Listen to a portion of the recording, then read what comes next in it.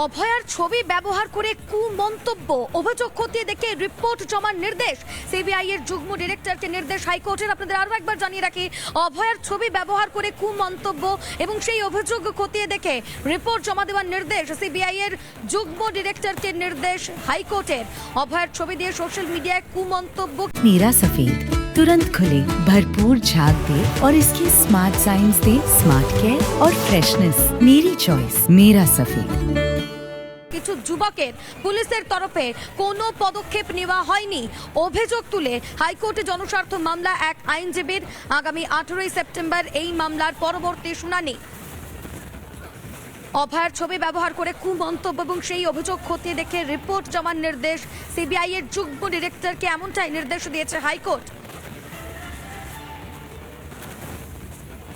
অভয়ার ছবি দিয়ে সোশ্যাল মিডিয়ায় কুমন্তব্য, কিছু যুবকের পুলিশের তরফে কোনো পদক্ষেপ নেওয়া হয়নি এই অভিযোগ তুলে হাইকোর্টে জনস্বার্থ মামলা এক আইনজীবীর। আগামী 18 সেপ্টেম্বর মামলার পরবর্তী শুনানি। আরো বিস্তারিত জানবো আমাদের প্রতিনিধি প্রিয়াঙ্কা এই মুহূর্তে আমাদের সঙ্গে রয়েছে। প্রিয়াঙ্কা, দেখো, ইতিমধ্যেই যা উঠে আসছে, এই যে মামলা, যেই মামলা সম্পর্কে ইতিমধ্যেই আমরা রিপাবলিক বাংলার দর্শকদের জানাচ্ছি, সেই ক্ষেত্রে আরজি করে নির্যাতিতার ছবি ব্যবহার করে কুমন্তব্য সিবিআইকে অভিযোগ খতিয়ে দেখে রিপোর্ট দেওয়ার নির্দেশ দেওয়া হলো কলকাতা হাইকোর্টের তরফ থেকে। নির্দেশ দিয়েছেন প্রধান বিচারপতি ডিভিশন বেঞ্চ। এক আইনজীবীর তরফ থেকে হাইকোর্টে একটি জনস্বার্থ মামলায় অভিযোগ করা হয়, নির্যাতিতার ছবি ব্যবহার করে ফেসবুকে কুমন্তব্য চালিয়ে যাচ্ছে একদল যুবক।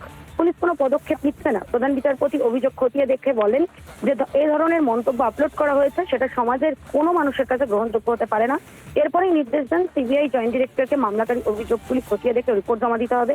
মামলায় অ্যাডিশনাল সলিসিটর জেনারেল স্পষ্টত জানান, সিবিআই এর সাইবার অপরাধের জন্য কোনো আলাদা শাখা নেই, তাই কলকাতা পুলিশের সাইবার শাখাকে এই বিষয়ে রিপোর্ট দিতে নির্দেশ দেওয়া হোক। তবে আগামী 18 সেপ্টেম্বর এই মামলাটি পরবর্তী শুনানির জন্য রাখা হয়েছে।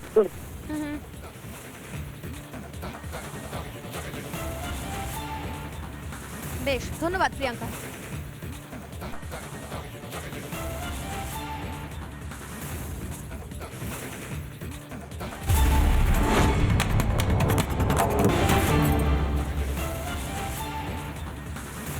আর যে খবরের দিকে নজর রাখবো, রাষ্ট্রপতিকে চিঠি শুভেন্দু অধিকারীর। রাষ্ট্রপতি প্রদত্ত পুলিশ মেডেল ফিরিয়ে নেওয়ার আর্জি। বিনীত গোয়েলের পুলিশ মেডেল কেড়ে নেওয়া হোক। সিপির নিষ্ক্রিয়তা ও প্রমাণ লোপাটের প্রমাণ রয়েছে।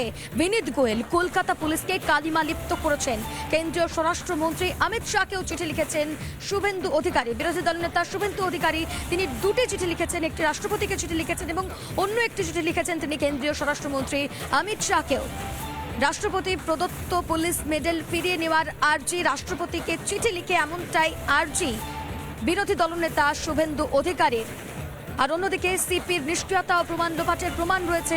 বিনীত গোয়েল কলকাতা পুলিশকে কালিমা লিপ্ত করেছেন। কেন্দ্রীয় স্বরাষ্ট্রমন্ত্রীকে চিঠি শুভেন্দু অধিকারী।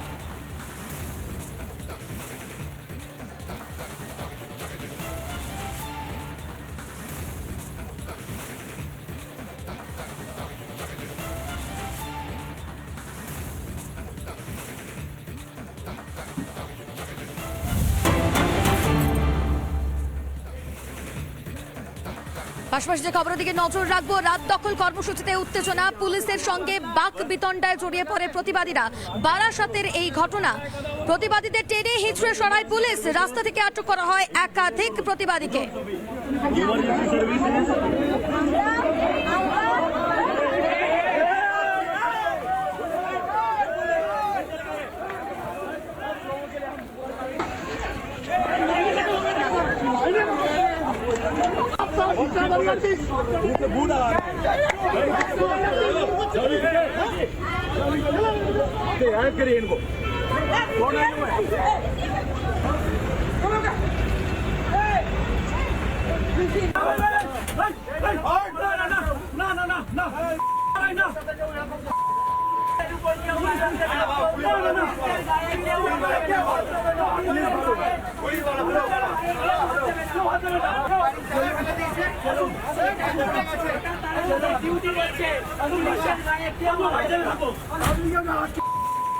বারাসাতে আমাদেরকে পুলিশ অ্যারেস্ট করলো, প্রত্যেকের আমি নিজে পুলিশ লাঠি খাইছি, অদ্রাপ্য আর এই বিষয় নিয়ে আরো বিস্তারিত জানবো, আমাদের সঙ্গে রয়েছেন আমাদের প্রতিনিধি টিটপ। টিটপ, জানতে চাইবো পুলিশের যে ভূমিকা আমরা দেখতে পাচ্ছি, পুলিশ কার্যত আঙ্গুল উঁচিয়ে শাসানি দিচ্ছে, টেনে হিচড়ে তোলা হচ্ছে, এই বিষয় নিয়ে প্রতিবাদীরা যারা রয়েছেন তারা কি বলছেন?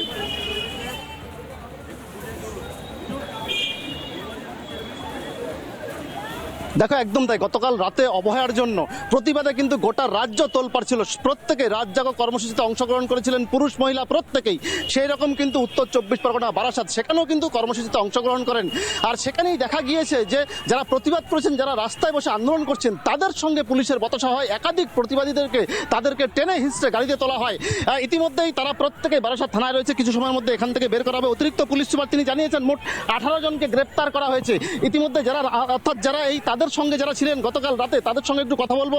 আচ্ছা, মূলত গতকাল রাতে আপনারা প্রত্যেকেই তো রাস্তায় ছিলেন, আন্দোলন করেছেন শান্তিরতভাবে, তারা প্রত্যেকে রয়েছেন।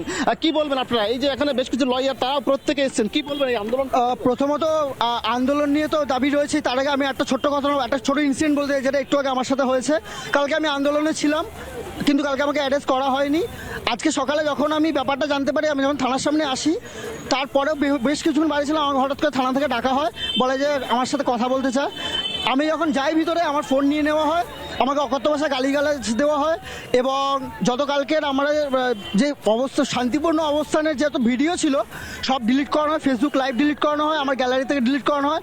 এবং শুধু আমি না, ওখানে ভিতরে রয়েছে অ্যারেস্ট সৌরভ দে, তার ফোনও আমার সামনে থেকে সমস্ত কিছু। শান্তিপূর্ণ আন্দোলন করেছিলেন বসে, তাহলে পুলিশ কেন আপনাদেরকে এটাই তো আমাদেরও জিজ্ঞাসা দাদা। আমাদের যদি আপনি কোনো ভিডিও দেখেন, কোনো সব জায়গায় আমরা এঁকেছি, আমরা গান গেয়েছি, আমরা নেচেছি, আমরা স্লোগান দিয়েছি, এর বেশি আমরা কিচ্ছু করিনি। আমরা অ্যাম্বুলেন্স থেকে শুরু করে যাদের যাদের জরুরি অবস্থা বাড়ি যাওয়ার আছে, তাদের রাস্তা আমরা করে দিয়েছি। আপনারা যদি কালকে কোনো ভিডিওতে দেখেন, আমরা এমন কোনো কিছু করিনি যার জন্য সাধারণ কষ্টে পায়। আমরা সাধারণের জন্য, আমরা নিজেরা সাধারণ হই কালকে রাস্তায় নেমেছিলাম, যাদের কিনা আমরা এই অন্যায়ের প্রতিবাদটা জানাতেই রাস্তায় নেমেছিলাম। কারণ আমাদের ঘরেও সকলের মা বোন রয়েছে। এবং পুলিশ আজকে আমাদেরকে আনএথিক্যালভাবে জোর করে আমাদের ফেসবুক অ্যাকাউন্ট থেকে সমস্ত কিছু ডিলিট করানো হচ্ছে। শুধু সেটা না, আমার এক বন্ধু, সে লাইভ করেছিল, আমার ফোন থেকে ফোন করিয়ে তাকে আমাকে দিয়ে পোস্ট ডিলিট করাতে বাধ্য করা হয়েছে।